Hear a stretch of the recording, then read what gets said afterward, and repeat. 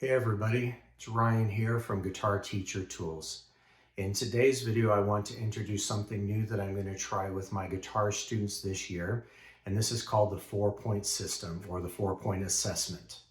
I was scrolling through TikTok about a week ago and I came across a math teacher that was doing this, and I thought this is a great idea to be able to make modifications to my assessments to allow kids to pick and choose what type of assessment they want to do, but still I can get the opportunity to check for their mastery.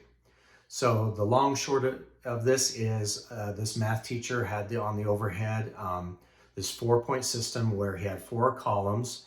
And so he had column 1, 2, 3, and 4. Each column represented 1 point, 2 point, 3 point, and 4 points. So the idea is that his students had to earn at least 4 points to show mastery. So underneath column 1, he had a whole bunch, or about 4 to 5 problems of math problems that were basically very simple. They had a whole bunch of them, and if students completed those, they would receive 1 point. So they could go to the 1-point column, complete all of those, and I think he had 4, maybe he had 5 or 6, I can't remember at this point. But the idea is that those were very simple, but they had to do more of them. Then the 2 points had a few more problems, a little bit more difficult. The 3-point and then the 4-point was just one problem, but he says this is the most difficult one. And so I really started thinking, after 20 plus years of teaching, I'm always still looking at new ways to either teach or in this case do assessments. And with the districts and schools going with, again, more accommodations and trying to help kids be more successful and giving them more options, I really latched onto this and I've been pondering, going over this the whole week. So yesterday I came up with one of my first assessments will be this year is with rhythms. So whole notes, half notes, and quarter notes. So I sat down yesterday and I came up with a system where I have now some measures of music showing rhythms, and some of them are very easy for 1 point. Some of them are a little harder for 2 points, 3 points, and then I have one exercise that's much longer for all 4 points. So I'll put that up on screen here so you can kind of see as I'm talking. The idea is that my students then will be able to play any of those exercises in any combination to be able to achieve 4 points. And once they've played all 4 of those, they should have been able to show mastery of those 3 rhythms.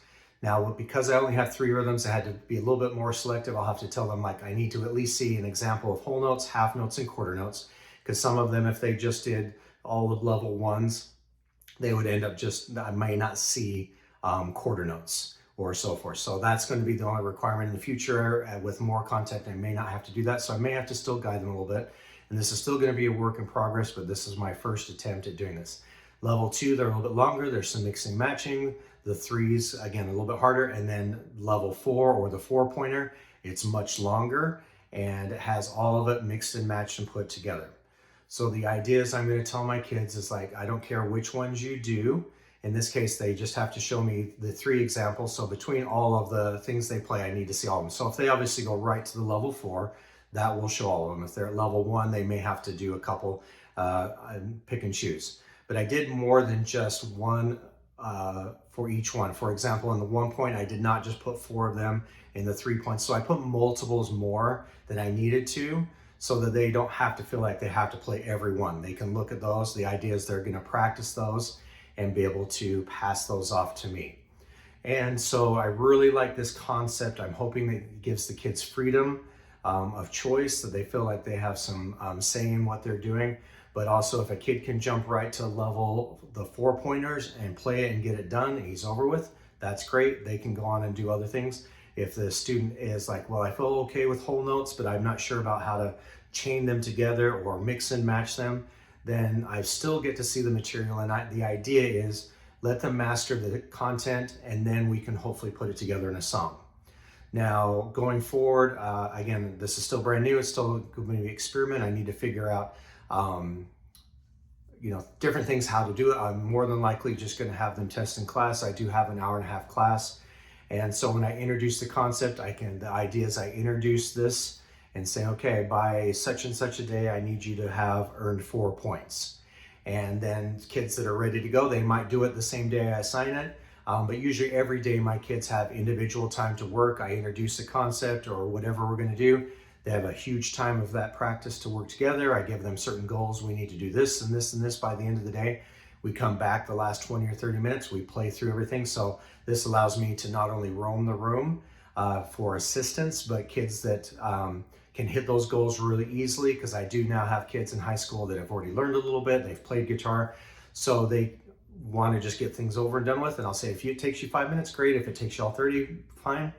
So every day I could kind of just run around. Kid could raise his hand and say, you know, I'm ready to do these.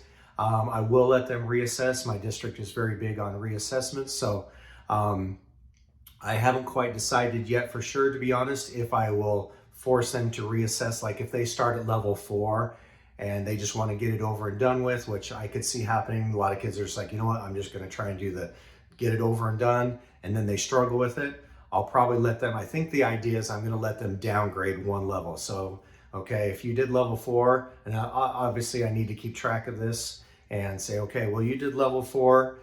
If you want to retry that level 4 and see if you can improve, or maybe downgrade to the level 3 pointers and see and go through that.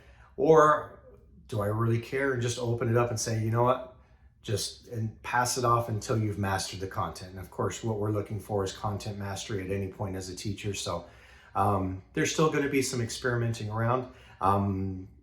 Again, this is guitar. I think any music teacher could use this at some level, obviously multiple levels. So going forward, I might take a song that I want them to master, and maybe I say level 1 is just a couple of the easier sections. Maybe level 4 is this is still a work in progress, but here's where we're going to start with rhythms. I do have this as a free resource on my Teacher Pay Teacher. The link will be in the description below, so check it out and see what you think.